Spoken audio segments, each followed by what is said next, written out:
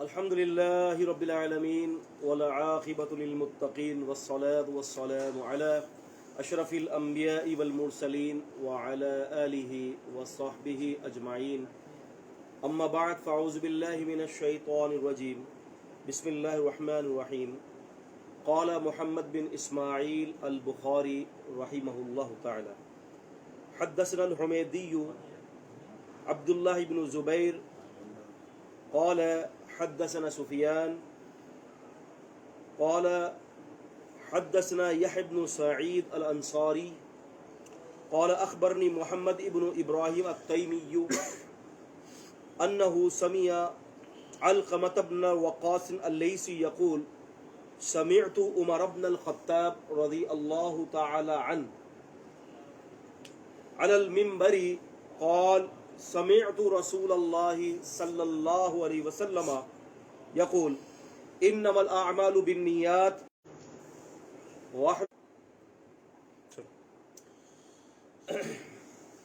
اما بعد فاعوذ بالله من الشیطان الرجیم. بسم اللہ الرحمن الرحیم. معزز طالب علم، السلام علیکم ورحمۃ اللہ وبرکاتہ. خوش نصیب ہیں وہ لوگ اور بڑے خیر میں ہیں کہ جنہوں نے اپنا اوڑھنا بچھونا علم دین کو بنا رکھا ہے. رسول اللہ صلی اللہ علیہ وسلم فرماتے ہیں کہ جو شخص گھر سے اس مقصد کے لیے نکلے کہ وہ اللہ کے دین کو حاصل کرے تو اللہ تعالیٰ جنت کے رستے کو اس کے لیے آسان کر دیتا ہے. او کما قال النبی صلی اللہ علیہ وسلم. اور آپ نے فرمایا یہاں تک کہ اللہ تعالیٰ کے فرشتے اپنے پروں کو اس کے لیے بچھا دیتے ہیں. اور آپ علیہ السلام نے یہ بھی فرمایا کہ پانی میں، سمندر میں مچھلیاں اور بلوں میں چونٹیاں اس کے لیے دعا کرتی ہیں. تو بہت خوش نصیب ہے وہ شخص کہ جو خالصتاً کتاب اور سنت کی دعوت کو لے کر اٹھتا ہے، اس کو سیکھتا ہے، اس کو سکھاتا ہے، اور اس تڑپ کے ساتھ کہ یہ دعوت امت تک پہنچ جائے. نحمد اللہ و نشکرہ، ہم اللہ تعالیٰ کی حمد بیان کرتے ہیں اور اسی کا شکر ادا کرتے ہیں کہ جس کی دیوی توفیق سے الحمدللہ آج بخاری شریف کی 5ویں کلاس الحمدللہ ہمارے سامنے جاری ہے. پچھلی 4 کلاسوں میں ہم نے، اگرچہ میرا تو ارادہ 20 کلاسوں کا تھا کہ 20 کلاسوں تک صرف بخاری شریف کے تعارف ہوتا، لیکن کچھ دوستوں نے یہ مشورہ دیا کہ یہ بہت لمبی کلاس ہو جائے گی، یعنی بہت لمبا تعارف ہو جائے گا. جبکہ قصد یہ تھا، ذہن میں یہ تھا کہ اگر یہ کلاس 20 کلاسوں تک، اس کا مطلب ہے کہ 20 گھنٹے، کم و بیش 20 گھنٹے کی کلاس صرف بخاری شریف کے تعارف پر اگر ہوتی تو صرف تعارف پر ایک اچھی خاصی کتاب جو ہے وہ لکھ دی جا چکی ہوتی. لیکن پھر بھی اللہ تعالیٰ ان کو جزائے خیر دے کہ جو ہماری اس گفتگو کو لکھتے ہیں اور کوشش کرتے ہیں تاکہ ہمیں یہ فائدہ ہو جائے گا کہ ہم ان کے لکھی ہوئی چیز کو آگے بڑھا کر، کمپوزنگ کروا کر، اس کی تصحیح کر کے انشاءاللہ تعالی ہم اپنے لیکچرز کو کتابی صورت میں لے آئیں گے. اور کتاب کا نام انشاءاللہ ہوگا درس بخاری یا دروس بخاری. پہلی حدیث اس کے باب کے متعلقہ بحث، امام بخاری پر اعتراضات کے بحث کہ درود شریف کیوں ذکر نہیں کیا، اللہ تعالیٰ کی ہم سے کتاب کو کیوں شروع نہیں کیا، یہ ساری مباحثیں گزر چکی ہیں ہماری 4 کلاسوں میں. یعنی سمجھ لیں کہ تقریباً 4 گھنٹے کے اندر اللہ تعالیٰ کی توفیق سے ہم نے ان مباحثات کے اوپر روشنی ڈالی ہے. آج ہم اللہ تعالیٰ کی توفیق سے متن پر آتے ہیں. الحدیث الاول، یعنی آج کی ہماری پہلی حدیث ہے، اور آج ہم تھوڑا سا حدیث کے متن پر بات کریں گے تھوڑی سے. فرمایا امام بخاری نے حدثنا الحمیدی عبداللہ بن زبیر رحمہ اللہ تعالی. فرماتے ہیں کہ ہم سے حمیدی نے ذکر کیا. یہ دیکھیں یہاں پر لفظ حدثنا ہے. کسی حدیث کے اندر لفظ حدثنا ہوتا ہے اور کسی حدیث کے اندر لفظ اخبرنا ہوتا ہے. آپ یہاں پر دیکھیں کہ امام بخاری رحمہ اللہ نے حدثنا استعمال کیا ہے, اخبرنی بھی استعمال کیا ہے اور سمع بھی ذکر کیا ہے. یہ سارے صیغے امام بخاری نے یہاں پر ذکر کیے ہیں. تھوڑا سا سمجھ لیں کہ حدثنا اور اخبرنا میں کیا فرق ہے. ما فرق بین اخبرنا و حدثنا عند اہل العلم, اہل علم کے نزدیک حدثنا تحدیث ہے کہ استاد بیان کرے اور شاگرد سنے. جب حدثنا استعمال ہوتا ہے تو اس سے مراد یہ ہوتی ہے کہ استاد بیان کرے اور شاگرد سنے. اور جب اخبرنا ہو یعنی اخبار خبر, تو اس کا مطلب یہ ہوتا ہے کہ شاگرد پڑھے اور استاد سنے. شاگرد پڑھے اور استاد سنے. اگر ایک جماعت کے سامنے استاد پڑھتا ہے تو وہ حدثنا کہیں گے, اور اگر تنہا آدمی کے سامنے پڑھتا ہے تو وہ حدثنی کہیں گے. یا متکلم اور نون جمع جو ہے وہ جمع متکلم ہے. اور اسی طرح اگر جماعت موجود ہے اور قرات ہو رہی ہے جماعت کے اندر, بسا اوقات مختلف طریقے ہوتے ہیں سماعت حدیث کا.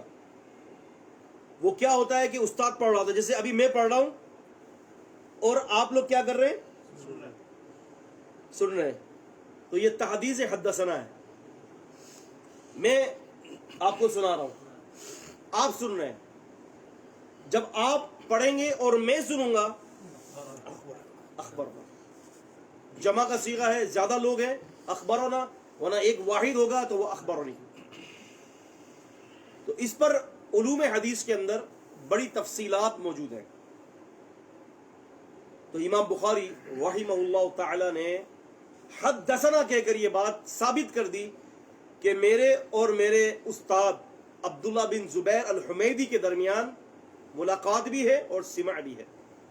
امام بخاری اور امام مسلم کی, بخاری اور مسلم یہ دونوں دنیا کی اعلیٰ ترین کتابیں ہیں, صحت کے اعتبار سے بھی اور ہر اعتبار سے. لیکن محققین نے اور اہل علم نے مسلم شریف پر بخاری شریف کو درجہ دیا ہے. مسلم شریف پر بخاری شریف کو درجہ ہے. امام بخاری رحمۃ اللہ علیہ اور امام مسلم رحمۃ اللہ علیہ اگرچہ ان دونوں کی شرائط بہت مضبوط ہیں, لیکن امام بخاری رحمہ اللہ کی شرائط زیادہ ان سے مضبوط ہے.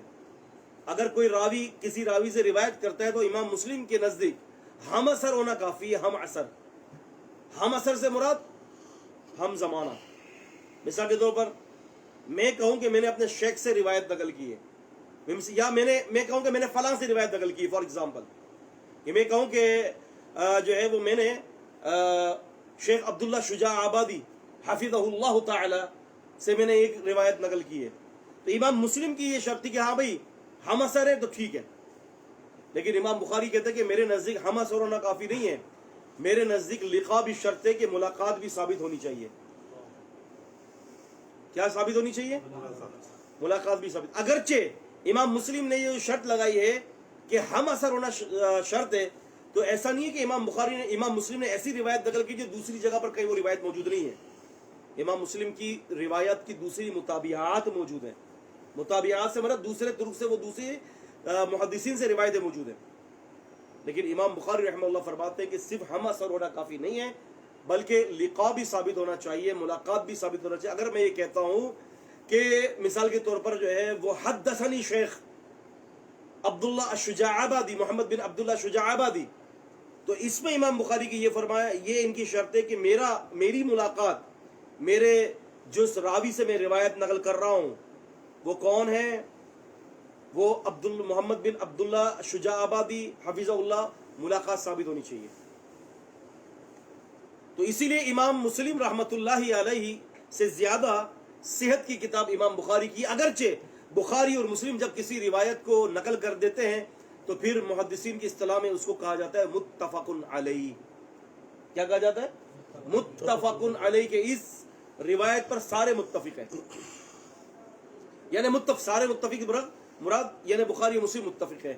جب امام بخاری مسلم متفق ہو جاتے ہیں تو پھر ختم. قد جاوز عن القنطرہ، تو وہ تو پھر راوی جو ہے وہ جو ہے وہ بہت بڑے جو ہے وہ شرائط کا پل پار کر گیا. تو امام بخاری رحمہ اللہ فرماتے ہیں کہ ہم سے نقل کیا ہم نے امام حمیدی سے نقل کیا. امام حمیدی کے بارے میں نے بتایا تھا کہ یہ خدیجۃ الکبریٰ رضی اللہ تعالی عنہا، امی خدیجۃ الکبریٰ رضی اللہ تعالی عنہا کے جو ہے وہ خاندان سے تعلق رکھتے ہیں، قریش سے تعلق رکھتے ہیں، مکے والے تھے. اسی لیے امام بخاری رحمہ اللہ نے ان سے پہلی حدیث انہی سے نقل کی ہے. اور یہ میں نے آپ کو بتا دیا تھا کہ کیوں. اب دوبارہ اعادہ کرنا جو ہے وہ ضروری نہیں سمجھتا میں. تو جو یہ چاہتا ہے کہ اس کے بارے میں ڈیل دیکھے تو وہ پچھلی کلاس کی طرف رجوع کرے. یہ امام حمیدی کون ہے؟ یہ امام بخاری رحمہ اللہ کے استاد ابو بکر عبداللہ بن زبیر بن عیسیٰ القرشی الاسدی الحمیدی ہیں. کیا نام ہے ان کا؟ عبداللہ بن زبیر بن عیسیٰ القرشی الاسدی الحمیدی. یہ مکی ہیں. امام شافعی رحمہ اللہ کے ہم اثر ہیں. امام شافعی جو ہے ان کے ہم اثر ہیں اور ان کے ساتھ ساتھ جو ہے طلب حدیث کے ساتھی بھی ہیں. یعنی امام شافعی اور امام عبداللہ بن زبیر الحمیدی القرشی الاسدی جو ہے ان کے ساتھ انہوں نے جو ہے وہ دین علم حاصل کیا، دین کا علم. امام شافعی رحمہ اللہ نے فقہ کا علم حاصل کیا، آپ کے ساتھ انہوں نے سفر کیا اور پھر جب آپ کا انتقال ہو گیا تو مکہ لوٹ کر آئی ہے. ان کی وفات 219 ہجری میں ہے.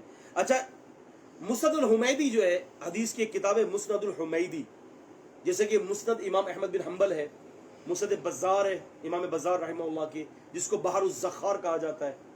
ٹھیک ہے، مسند بزار ہے. اور اسی طرح سے جو ہے وہ مسند الفردوس ہے امام دلمی کی. اور اسی طرح سے مسند عائشہ ہے، مسند ابی ہریرہ ہے، مسند ابی بکر ہے. اس طرح سے جو مسانید ہے مسند سراج ہے.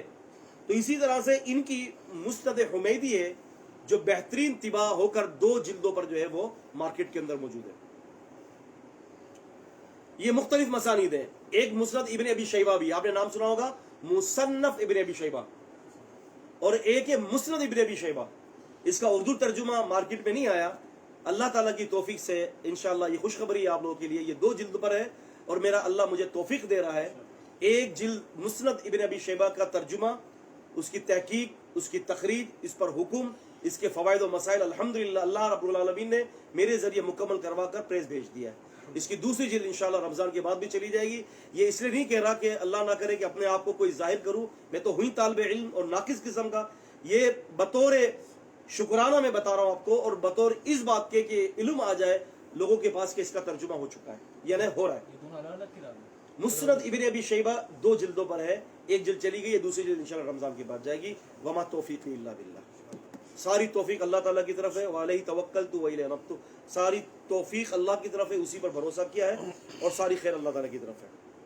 اس کے علاوہ ایک اور بھی حمیدی ہے، اور میں آپ کو یہ بڑی پتہ کی بات بتاؤں کہ اگر آپ اسماء الرجال کی کتابیں پڑھیں گے نا، مثال کے طور پر ایک نام ہے محمد کر کے درجنوں نہیں سینکڑوں نام آپ کو ملیں گے. اور بہت سارا اتفاق تو ایسا بھی ہو جاتا ہے کہ اس کے باپ کا نام بھی وہی ہے، اس کے باپ کا بھی نام بھی یہی ہے، اس کی تاریخ پیدائش بھی وہی ہے، اس کی تاریخ پیدائش بھی وہی ہے. لیکن اللہ تعالیٰ گھری کے رحمت کرے، اللہ تعالیٰ محدثین کی قبروں کو منور فرمائے. انہوں نے ایسے دقیق فنون کو ایجاد کیا کہ آج دنیا حش کرتی ہے. آج دنیا ایسے فن کو ایجاد نہیں کر سکتی جیسے انہوں نے فن کو ایجاد کرنے کے ذریعے جو ہے نبی پاک صلی اللہ علیہ وسلم کی حدیثوں کی خدمتیں کی ہیں. اور آج دیکھیں نا آپ، نبی پاک کی حدیثیں تو زندہ ہیں ہی، اللہ پاک نے ان کے ناموں کو بھی زندہ کر دیا.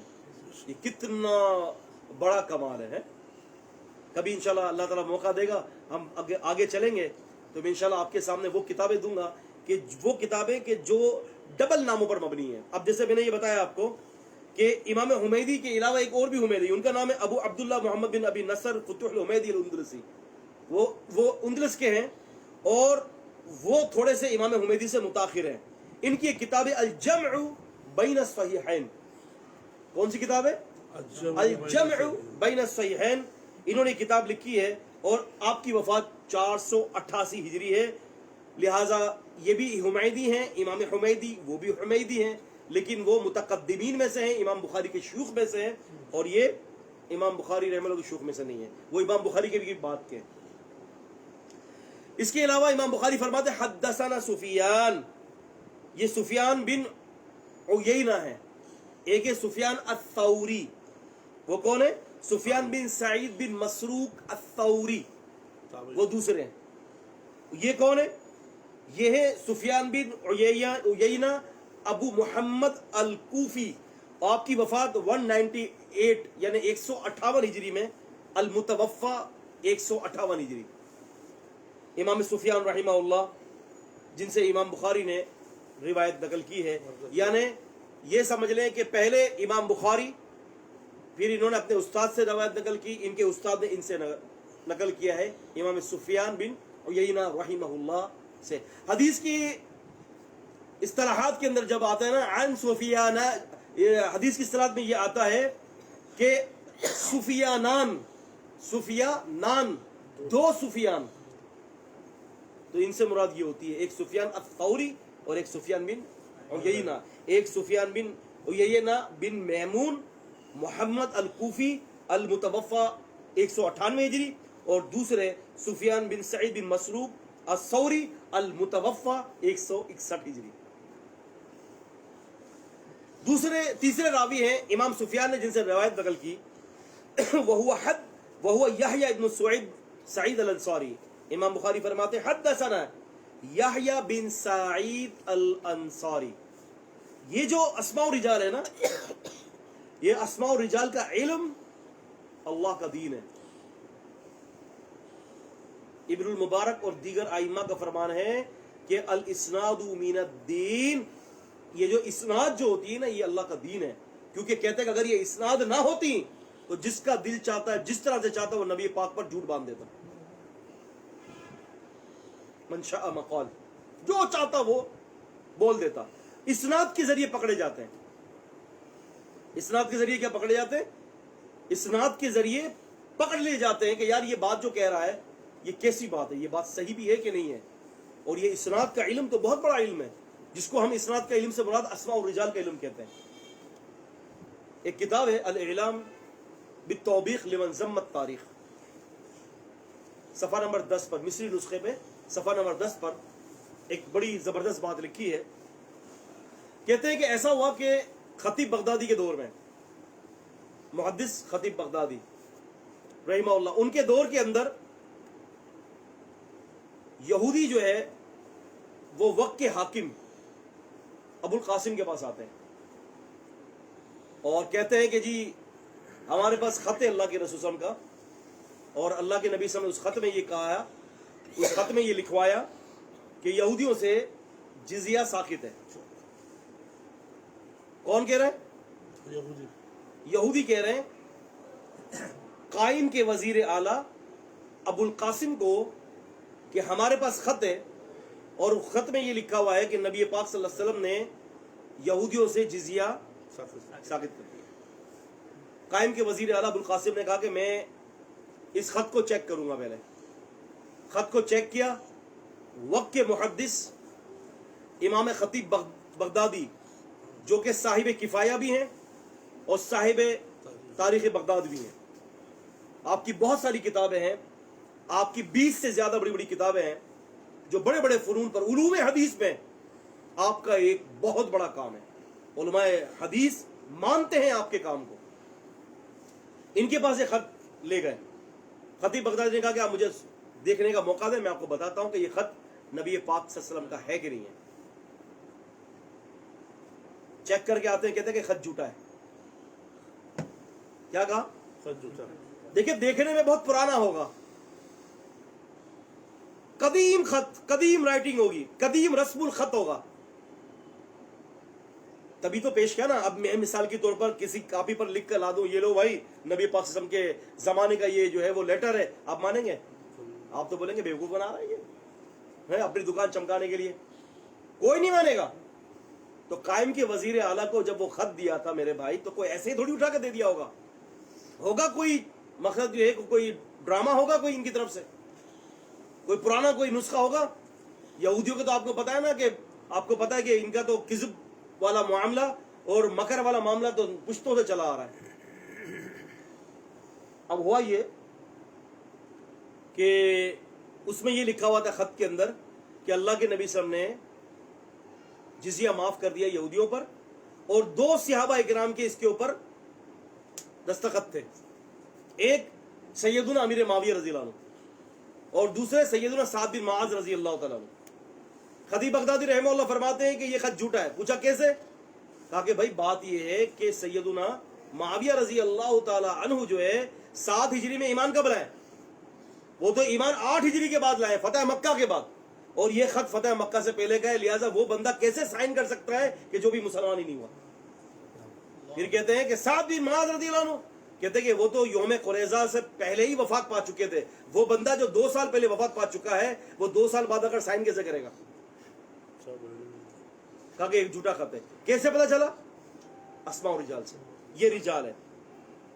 ہم جو مباحثات کر رہے ہیں، جو بحث کر رہے ہیں، یحییٰ بن سعید، محمد بن ابراہیم، علقمہ بن وقاص، عمر بن خطاب، امام سفیان، یہ کوئی لایانی بحث نہیں ہے، یہ تو ہمارے دین کے تفاخر میں سے ایک تفاخر ہے کہ ہمارے پاس اس دین کی سندیں موجود ہیں۔ آپ جائیے بائبل اٹھائیے، بائبل کے اندر ایک سند بھی نہیں ملے گی آپ کو، پتہ ہی نہیں کس نے یسوع مسیح سے سنا علیہ الصلوۃ والسلام، یا کس نے نہیں سنا، کس نے بنڈل مار دیا، کسی نے جھوٹ مان لیا۔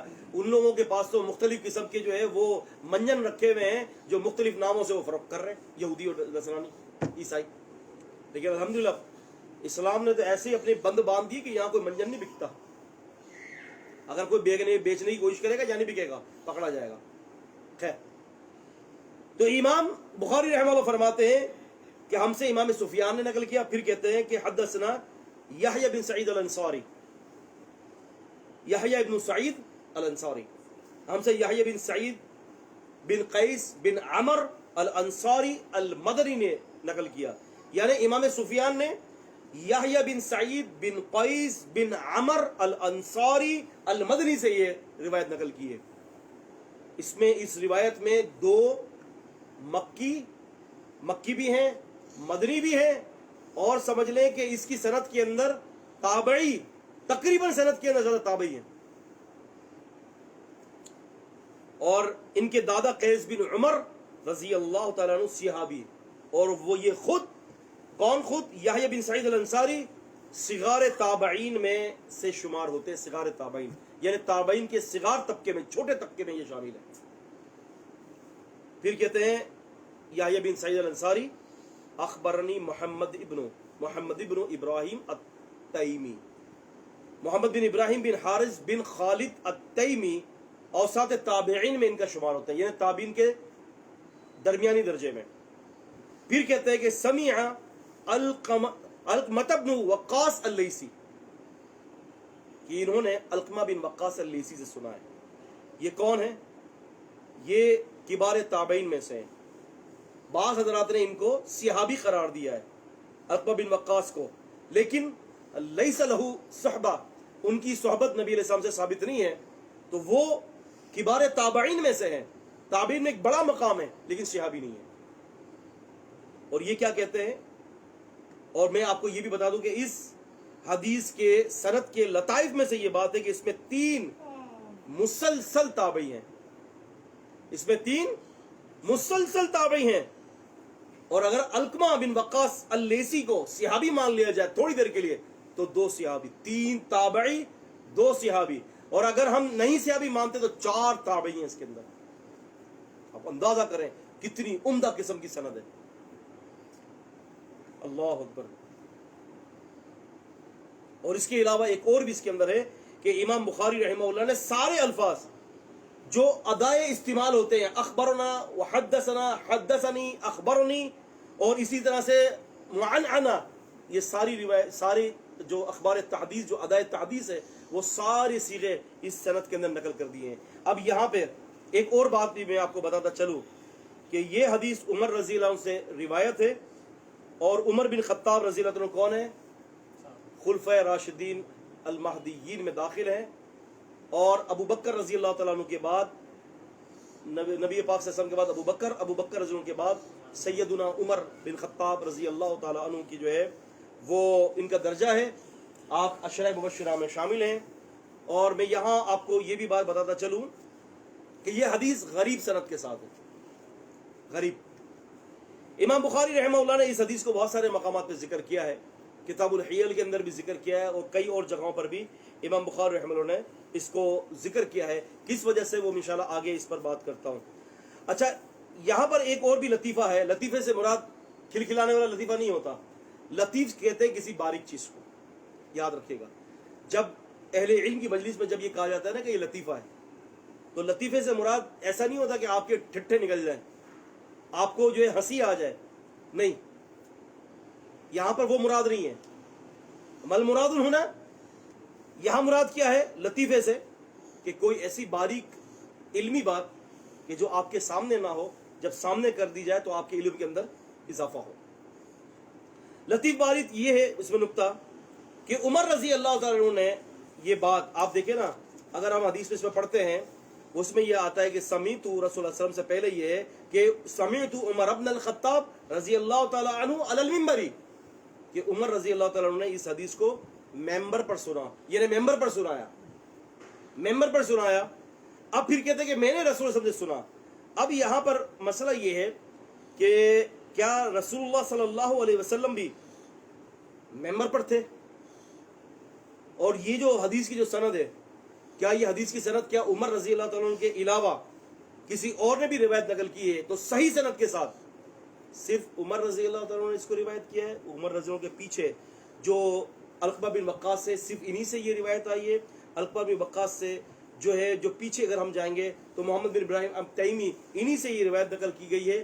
اب بات یہ ہے کہ عمر رضی اللہ عنہ ممبر پر ہیں, اور کیا رسول اللہ صلی اللہ علیہ وسلم بھی ممبر پر تھا, لوگوں کے سامنے بیان کیا ہے, یا نبی کریم صلی اللہ علیہ وسلم نے صرف عمر رضی اللہ کے کان میں یہ بات بتائی؟ ایک حدیث آتی ہے, امام بخاری نے کتاب الحیل اور باب فی ترک الحیل, یعنی کتاب الحیلہ, ہیلا حجت, زکات نہ دینے کی ہیلا. کیا سال گزرنے سے پہلے خاوند نے اپنا مال بیوی کے نام کر دیا. کس کے نام کر دیا؟ بیوی کے نام کر دیا تاکہ زکات نہ دینی پڑے. بیوی کے نام ہو گیا, بیوی نے سال گزرنے سے پہلے خاوند کے نام کر دیا, زکات نہ دینی پڑے. زکات سے بچنے کے لیے, مال کو بچانے کے لیے ہیلا. امام بخاری نے ایسے ہیلے اور شعبدے بازوں کو بڑا رد کیا ہے صحیح بخاری کتاب الحیل کے اندر باب فی ترک الحیل کے اندر, اور اس حدیث کو وہاں پر ذکر کیا, اور وہاں پر یہ کہا کہ اللہ کے رسول صلی اللہ علیہ وسلم خطبہ دے رہے تھے اور فرمایا کہ سمعت النبی صلی اللہ علیہ وسلم یقول یا ایھا الناس. اللہ کے نبی صلی اللہ علیہ وسلم یہ حدیث بیان کر رہے ہیں انما الاعمال بالنیات, اور آپ نے اس سے پہلے یہ کہا کہ اے لوگو. اب لفظ اے لوگو پتہ چل گیا کہ آپ صلی اللہ علیہ وسلم ممبر پر ہوں گے اور بہت سارے مجمع سے خطاب کر رہے ہیں. لیکن یہاں پر مسئلہ یہ ہے کہ اگر مجمع سے خطاب کیا ہے تو اتنے سارے مجمع میں صرف ایک عمر رضی اللہ عنہ اس حدیث کو پہنچا رہے اور کسی نے نہیں پہنچایا. بڑی کمال کی بات ہے. طالب علموں سمجھ میں آ رہا ہے مسئلہ؟ اور امام بخاری یہاں رد کر رہے ہیں کس کا, یہ بھی میں بتاتا چلوں آپ کو. میں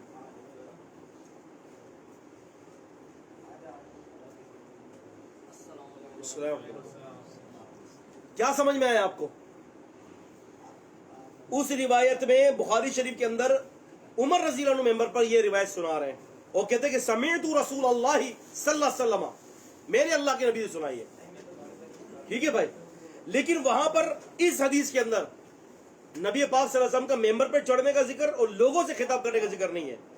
لیکن کتاب الحیل کے اندر جو روایت ہے وہاں پر یہ بات الفاظ موجود ہیں کہ کہتے ہیں کہ سمعت النبی صلی اللہ علیہ وسلم یقول یا ایھا الناس, اے لوگو. تو پتہ چل گیا کہ آپ صلی اللہ علیہ وسلم ممبر پر تھے, اسی لیے عمر رضی اللہ عنہ بھی اقتدا کے اندر ممبر پر یہ سنائی حدیث.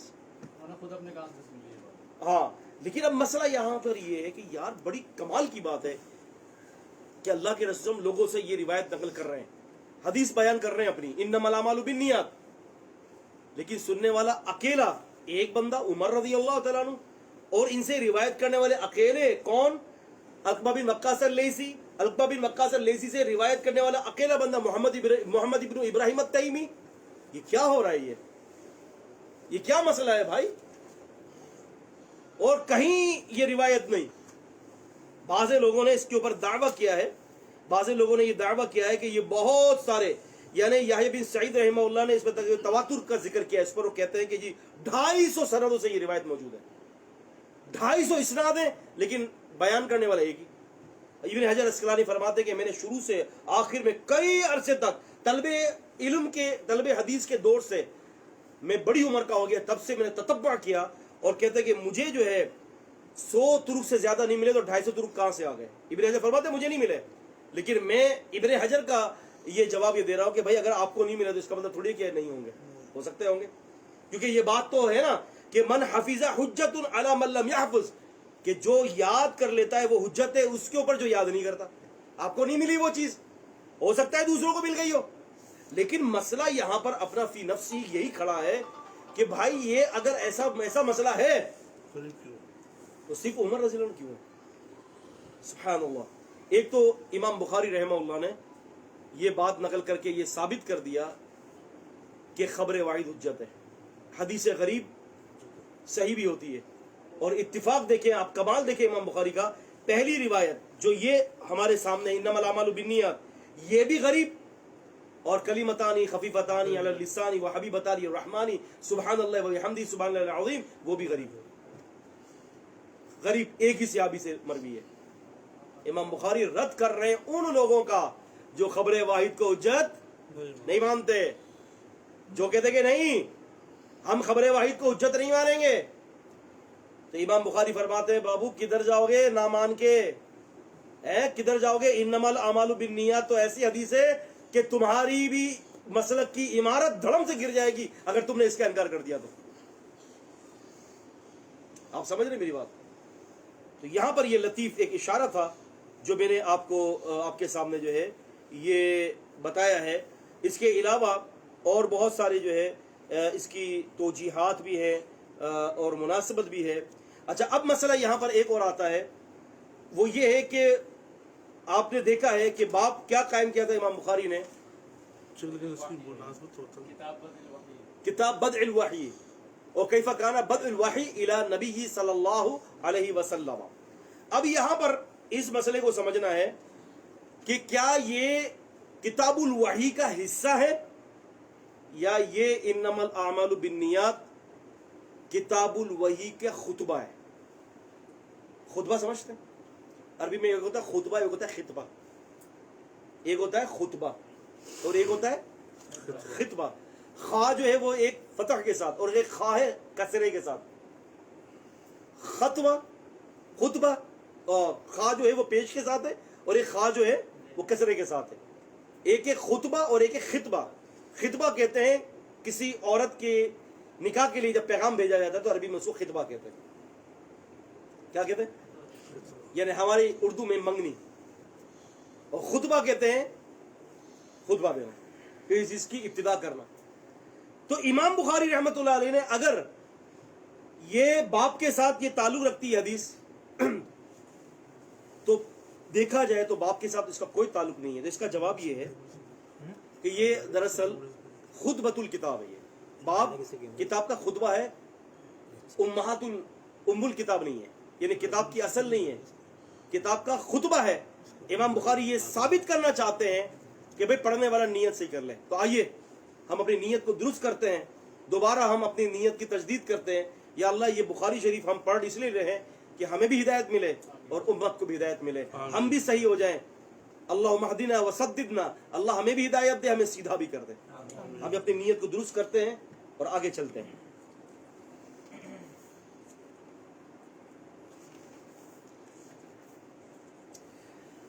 انما الاعمال بالنیات، یہ جو حدیث ہے اعمالوں کا دار و مدار نیتوں پر ہے۔ اب ہر نیت کیا چیز ہے؟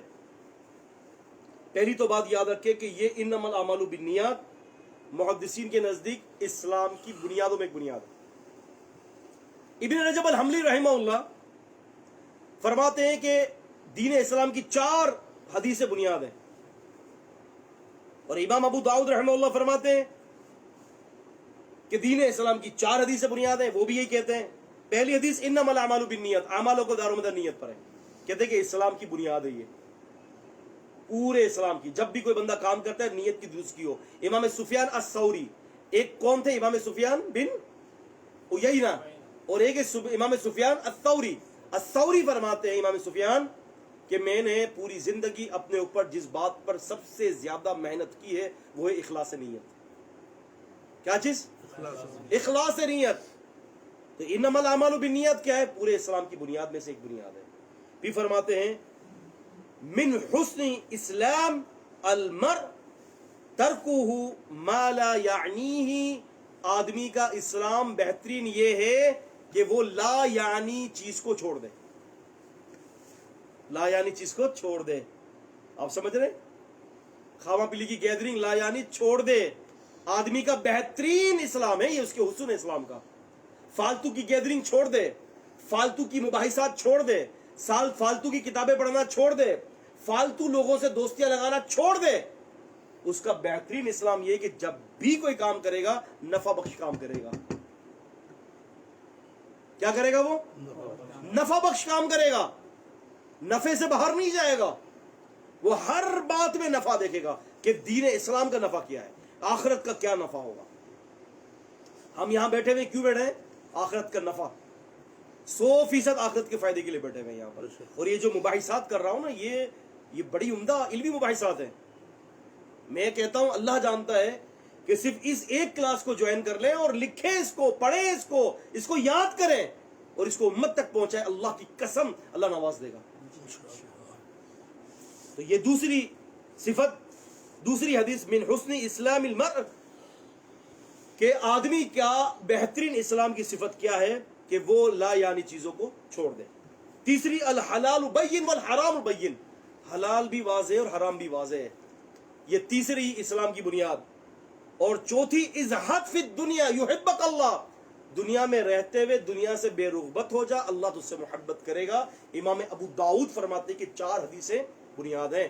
انشاءاللہ تعالی کبھی موقع ملے گا تو ان 4 حدیثوں پہ، بلکہ یہ اگلا جمعہ تو ہمارا جو ہے وہ مسائل رمضان پر ہے، انشاءاللہ کبھی موقع ملے گا، ساتھی یاد دلائیے گا، رمضان کا آخری جمعہ میرا انشاءاللہ یہی ہوگا، اعتکاف میں ہوں گا اللہ تعالیٰ کی توفیق سے، اللہ پاک زندگی عطا فرمائے، تو یاد دلائیے گا ہمارا آخری جمعہ ان 4 حدیثوں کے اوپر بحث ہوگی انشاءاللہ۔